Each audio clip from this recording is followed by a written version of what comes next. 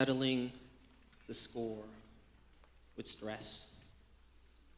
There are three things that are certain in life: death, taxes, and stress. Stress is a subtle motivator and a silent killer. Up to a certain point, stress can be healthy. But when that stress takes you hostage, when it takes you hostage, your health, your mood, your productivity, your behavior can become suspect. And since confession is good for the soul, I haven't always done well with stress. I haven't always reacted well to stress. Some would say that I'm allergic to stress. But I didn't realize how challenged I was until I entered the wonderful world of wedding planning. For those of you who don't know, wedding planning can be stressful.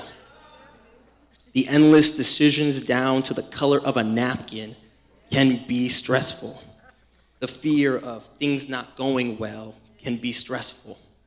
The financial cost of a wedding can be stressful. Do I have an amen on that? The weight of expectations from family and friends can be stressful. Now, since I've started this confession, you might as well join me, because we all have triggers. And there are those situations that expose you to stress more than others. Public speaking, tight deadlines, and long to-do lists can be stressful. Your kids, your parents, even your spouse can be stressful. Tough decisions, moving to a new city, issues with your health can be stressful. The death of a loved one, going through a divorce, a broken relationship can be stressful. Unemployment, that piling mountain of bills, and the expectations of others can be stressful. Your boss, your coworkers, and even your friends can be stressful. And as the stress swells and the pressure mounts up, we often find ourselves in a toxic relationship with anxiety. I'm going somewhere. And as the anxiety surfaces and the stress increases, we become accustomed to settling. If we as a church are going to declare that we never settle, then we need to know how to deal with being overwhelmed. The reason many of us become discouraged, quit, give up, and settle for less than what God wants for us is often because we are stressed and overwhelmed. The reason many of us have settled with where we are in life is because when we try to make progress, when we try to give more, when we try to do more, when we try to be more, the stress, the fear of failure, the anxiety, the weight of responsibility was overwhelming. God is always calling us to higher heights. He is always pushing us to give more, to sacrifice more, to love more, to pursue his purpose for our lives more. But understand this, Miracle City. Following the will of God can be stressful. I need y'all to get that today. Following the will of God can be stressful. We become overwhelmed when the problem or the situation or the goal seems too big for us to manage. And since what God is calling us to looks stressful, it looks too big, or the risk is too great, we'd rather settle here where it's comfortable. And since what we see is supersized, we have the tendency to look inward. Somebody say inward. We have the tendency to look inward, hoping that if I just use my own intelligence, my status, my connections, my wisdom, my experience, then maybe I can turn this around in my favor. I can fix it. I can handle it. Because we have learned that when we feel overwhelmed, that's when we're supposed to take control of the situation. We try to control the people around us. We try to control the outcome. Because subconsciously, we believe that we're the solutions to our own problems. But live this life long enough and you'll realize that oftentimes you are not the solution to your own problem. But the more of you that is inserted into your problem, the worse the situation actually gets. Do we have any honest folk in here who don't mind telling the truth that there are times when the reason you even have a problem is because of you? You didn't mean to create the problem, but since you're a flawed human being, you're imperfect, your solutions cause more problems than it found answers. Any honest people today who tried to fix something and it just got more broken? But when looking inward fails, and it will fail you, some of us have a tendency to look outward. Look out. Somebody say outward. Hoping that our friends and family will be the solution to our stress. Because we have been taught that when you feel stressed, that all you need is a good friend to vent to. But there are some situations where a good friend is exactly what you need. But there are other situations where even the most well-intentioned friends and family can't help you. I'm not talking about the people who won't help you. I'm talking about the people who can't help you. Like their arms are too short to pull you out of the situation that you're in.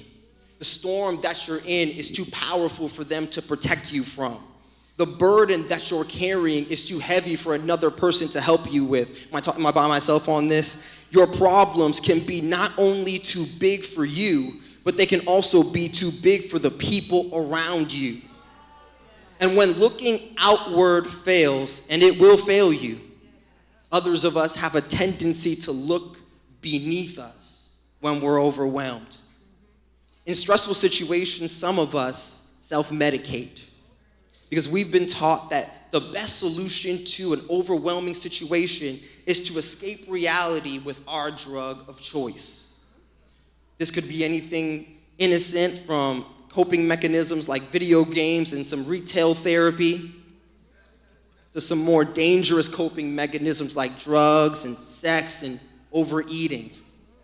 But if you're like me, then you've seen time and time again that this only works for a little while. Because when the high fades, your problem is still there. When your stomach aches from eating the pain away, your situation is still there. When the sexual experience is over, your loneliness is still there. You've looked inward, you've looked outward, and you've looked beneath you. And it may seem that you have tried everything, but may I suggest that you have another move, that it's not checkmate just yet, that you can look up. Turn to your neighbor and say, neighbor, look up. Come with me to the text. David knew what it was like to be overwhelmed. Read his story and you'll see that he was well acquainted with overwhelming moments and stressful situations. David knows what it's like to be overwhelmed by grief, overwhelmed by fear, overwhelmed by attacks, overwhelmed by loss, overwhelmed by stress, overwhelmed by his family, overwhelmed by sin. The songwriter knows this reality so well that it inspired countless songs. The book of Psalms has a song for whatever you're feeling. If you're happy, there's a psalm for that. If you're sad, there's a psalm for that. If you're angry, how many of us get angry? There is a psalm for that. There's such a rich variety in the content, but there is one thing that is consistent. These songs found in the book of Psalms are not directed to people, but to God himself. When we read the Psalms, we are not learning more about ourselves. I'll say it this way. The book of Psalms is not about you. When we read the Psalms, we're learning about God. We're learning about his character. We're learning about who he is. The book of Psalms details the human experience of grief, pain, and fear. But in those seasons, the Psalms doesn't suggest looking inward for strength or outward for support or beneath us for solace. But David recommends that we look up. So many times we're focused on what we're doing or not doing. We can get so focused on what other people are doing for us or not doing for us. But the book of Psalms calls us to shift our focus and to look up and see what God is doing in our lives. And that includes the moments when you're overwhelmed. Can I teach it to you in this song? Psalm 61. This psalm is for those of you, for anybody here who's been in some dark days. This psalm is for those of you who know that you desperately need God if you're going to make it. This psalm is for those of you who feel like God couldn't be more distant in this struggle. When my heart is overwhelmed, lead me to the rock. David has found his solution, and his solution is in a rock. When David thinks about what God means to him, he calls him a rock. David would often use the metaphor of a rock to describe what God meant to him. David suggests in this song that the solution to being stressed and overwhelmed is a matter of perspective. For many of us, the reason we have become overwhelmed is because we've lost perspective. The reason many of us give up in the face of adversity and settle for less than what God intended for us is because we've lost perspective of who God is. David sees his problem, but he changes his perspective to see that God is bigger than his problem, which begs the question for me and which begs the question for you. What is your perspective of God? How do you see God in relation to your problem? And if you're going to be the person that God created you to be, if you're going to be what God is calling you to be in this next season, then you're going to need to have a proper perspective of who God is. Because what you believe about God, how you see God, will affect how you react in overwhelming situations. Am I by myself on this? If you're with me, let me hear you say yes. The first thing that the text teaches us is that if you're going to settle the score with stress, then you need to see God as your strength. When my heart is overwhelmed, lead me to the rock that is higher than I. If you were to read over the story of David, you'd find many instances of David running to the mountains or the stronghold for protection. When King Saul was looking to kill David, David ran to the mountains and hid in the caves. When David's son Absalom turned the country against him during a coup, David ran to the mountains. In Bible times, these mountainous and hill countries would contain fortresses and towers. When David's enemies were trying to kill him, David knew that there was a place he could run to. David knew that if he could just get to the mountain, that he would be safe. David knew that no matter how big the enemy was, the rock could offer him protection. When he was in a place of distress and danger, he knew that this rock could protect him from attacks. Just like David knew the mountain could protect him, when I'm overwhelmed with life, God can protect me too. When I run to him in my overwhelming moments, when it seems like everyone has turned against me, when I'm being attacked on the job, when people are spreading false rumors about me, God can give me strength. When I feel like giving up and throwing in the towel, God can reinvigorate my spirit.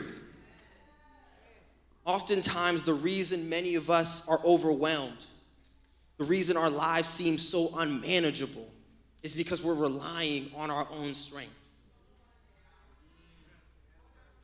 The reason many of us are exhausted is because we've been trying to will our way through difficult circumstances. But the joy of knowing God is that you don't have to do this by yourself. The joy of building your life on God is that you won't need to fight your own battles. When God is your strength, you trust in him to fight your battles. When God is your strength, even in the toughest situations, you'll still have joy. When God is your strength, you can smile at the storm. When God is your strength, you can find rest for your weary soul. When God is your strength, you can make it through moments that should have killed you and your faith. When God is your strength, you can be confident that the situation will turn out for your good. When God is your strength, you can live your life without fear for the future, because the Lord is my light and my salvation. Whom shall I fear? The Lord is the strength of my life. Of whom shall I be afraid?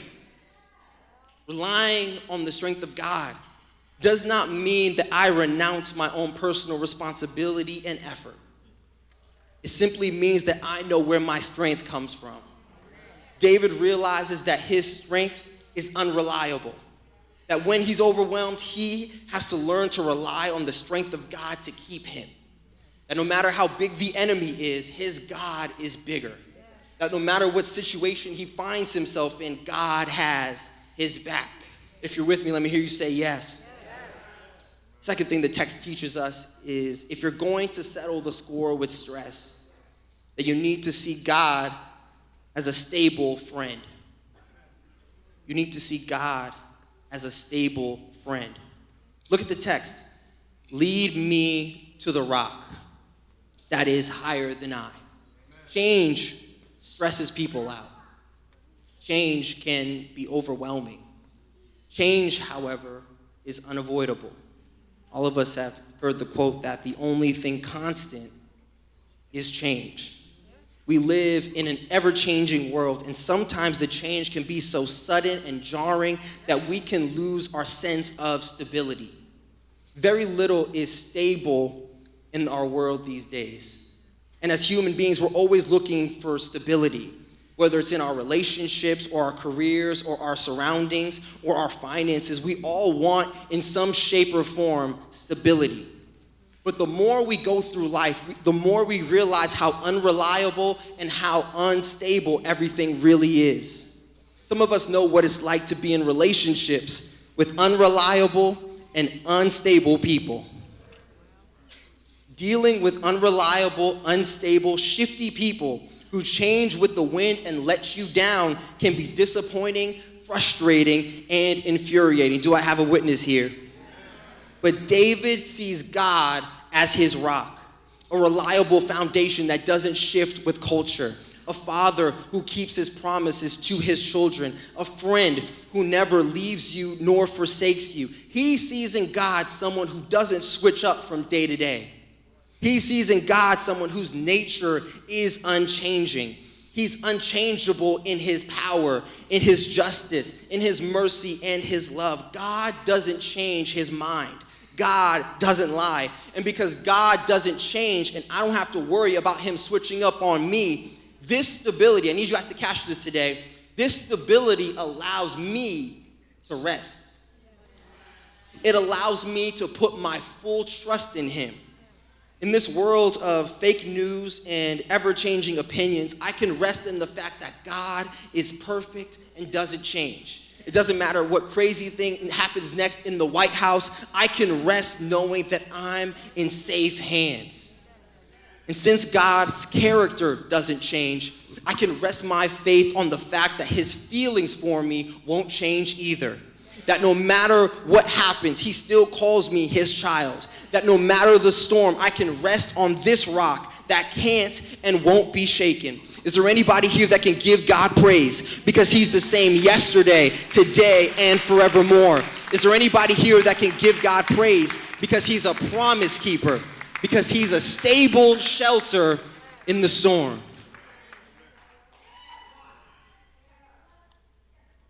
The third point is if you're going to settle the score with stress, then you're going to need to see God as superior to yourself. If you're going to settle the score with stress, then you're going to need to see God as superior to yourself. Verse 2, look at it. Lead me to the rock. And watch this. That is higher than I. David didn't just need a rock. He needed a rock that was higher than him.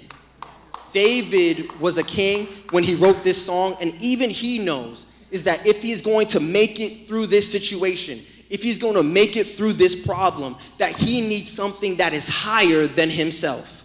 He needs something above himself, above his own abilities, above his pay grade.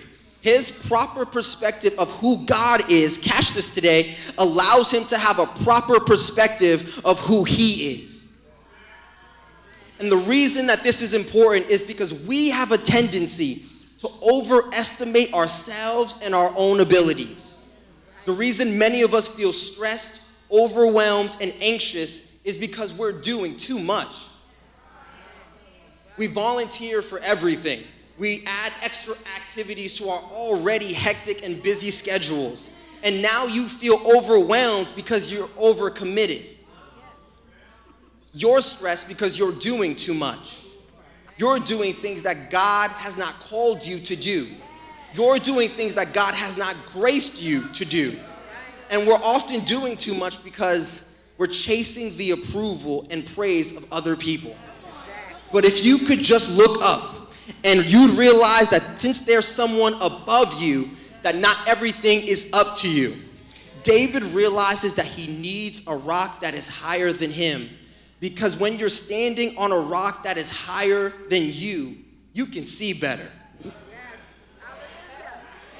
If you stand on a rock that is higher than you, then you can see farther than you ever could before. When God is your rock, you can see life from a different perspective. Your vision is improved to see that what once overwhelmed you has not overcome you. You'll realize you can see what the enemy meant for evil, God is turning around for your good. When you're standing on the rock, you can see God in a whole new way. When you're standing on the rock, you can see that what the struggle was meant to debilitate you is what God is using to elevate you. Turn to your neighbor and say, he's taking me higher. He's taking me higher. And while you're on the rock, people might see that you're living life in a higher plane. They see that what once bothered you doesn't bother you anymore. That once what overwhelmed you, now you have peace. And they may ask you how you got there. Look at the text one more time and I'm on my way out. Lead me to the rock that is higher than I. So many times we say things like, I found my way back to God, or I came back to God.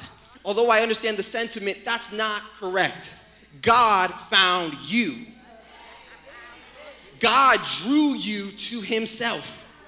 David understands this reality, that if he's going to settle the score with stress, that God was going to have to lead him. Look at the verse. David says, lead me to the rock.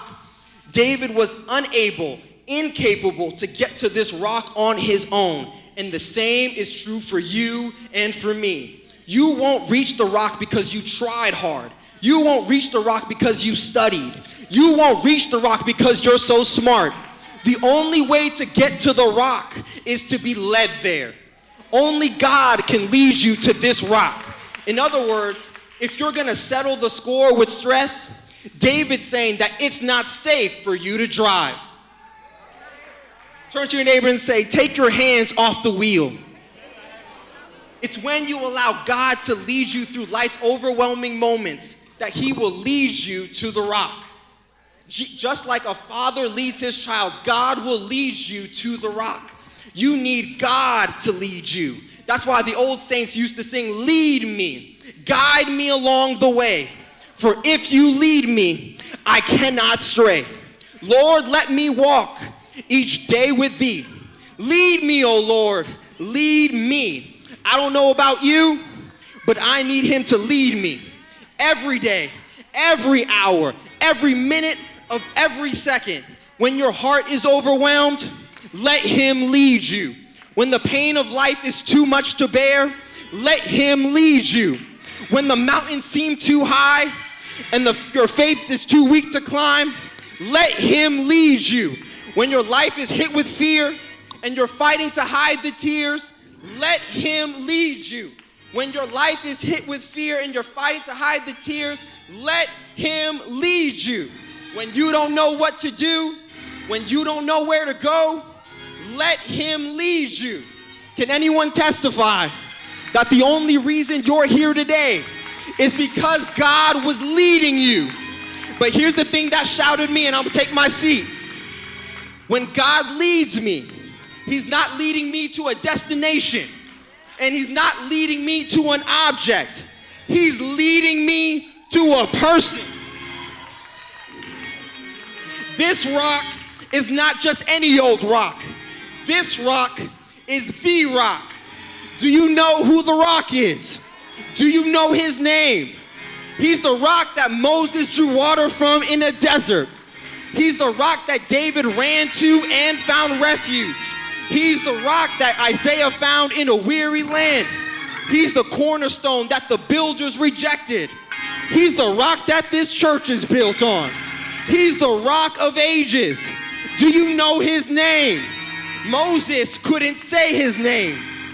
David wrote music about his name. Isaiah prophesied about his name. Angels worship when they hear his name. Do you know his name? He died till death died. He died till sin apologized. He died till the sun pulled the shade across the sky and said, I'm not gonna shine no more. He died till hell lost its grip on your soul. But that's not how the story ends. Because in 3 days, how many of you know he rose again? Do you know his name? What's his name? What's his name? What's his name?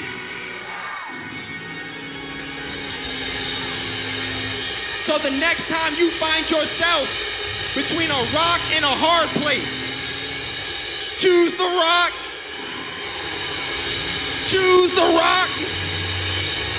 My hope is built on nothing less than Jesus' blood and his righteousness. I dare not trust the sweetest frame, but wholly lean on Jesus' name.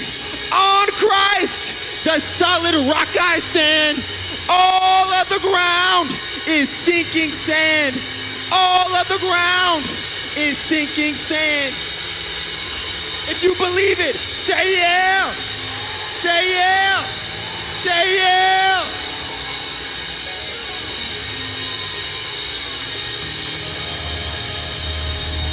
You might be overwhelmed, but you're not overcome. You might be overwhelmed, but you're not overcome.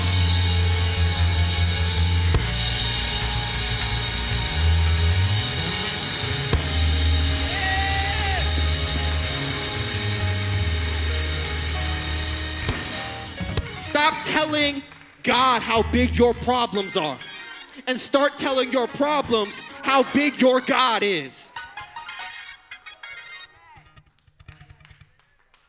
Quickly, we don't have much time. But if you've been overwhelmed this year, if you've been overwhelmed, I need you to run up to this altar. If you've been stressed out, burnt out, and exhausted, I need you to run up to this altar. God is about to give each of you an assignment today. He's calling you to give more of yourself than you've ever given before. He's going to call some of you to do something that you've never done before. He's getting ready to call you to do something and go somewhere that honestly other people will see it and it's risky. But you have a rock. You have a firm foundation. And if you could build your life on this rock, you can't be moved and you can't be shaken. Jesus tells the parable of a man who built his house on the sand and another person who built his house on a rock. The storm came and the person who built their house on the sand, their house got washed out. But the person who built their house on the rock made it through the storm. Now, this might not be popular, but you're going to experience a storm. The storm hit both people. The difference was what foundation they were built on. What foundation are you building your life on today? I'm praying that your life would be built on Jesus. There's a firm foundation. Philippians 4 verse 6 says, don't worry about anything. Instead, pray about everything. So right now, there's a moment for everyone to pray. And God's gonna deposit something into your spirit today. So for some of you, God's gonna deposit something right now. And for others of you, this is gonna be a continuing conversation throughout the week. But right now, if you would just close your eyes, and we're just gonna pray, and we're just gonna ask God to lead us. take these few moments for yourself and just say, God, lead me. God, I need you to lead me. I don't know where to go. I don't know what you want me to do. I don't know what this next season holds for me, but God, I need you to lead me. Hey, thanks so much for watching. I pray that you were blessed by this message. We'd love to connect with you beyond this moment. So I want to invite you to subscribe to our YouTube channel. You'll get updates on when a new sermon is posted, as well as when we go live during our worship experiences on Saturdays at 12 p.m. Also, you can connect with us on social media. You can go to Facebook or Instagram and look for Miracle City Church. And on Twitter, you can find us at Miracle City Life. We really do believe that God's doing something special in this congregation and in this family. And we're so blessed that you've chosen to connect with us. And if you've been blessed and you want to be a blessing, we invite you to go to our website. You can find all the information for giving there by going to miraclecitychurch.org/give. And we know the Lord will bless you for your generosity. Thanks so much for being part of what God is doing here. And we pray many blessings on your life.